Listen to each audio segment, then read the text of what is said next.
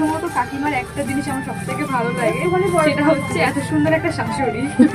High, আমি সুমি। আমার চ্যানেলে নতুন একটা ভিডিওতে তোমাদের সবাইকে ওয়েলকাম। আজকে আমরা চলে গেছিলাম দুষ্টুর শাড়ির শপে। অনেক দিনের ইচ্ছা ছিল যাব করে যাওয়া হয়নি। ভেবেছিলাম প্রথম দিনকেই যাব, কিন্তু কিছু কারণবশত আর যাওয়া হয়নি। যেহেতু আমার হাজব্যান্ড ওইদিকে ডেলিভারি করে, সেহেতু ওদের বাড়িতেই মানে দুষ্টুদের বাড়ির থেকে সমস্ত পার্সেল দেওয়া থেকে নেওয়া আসা, ওদের যে এখন যে শাড়িগুলো মানে ডেলিভার হয় সেগুলো ওই তুলে আনে।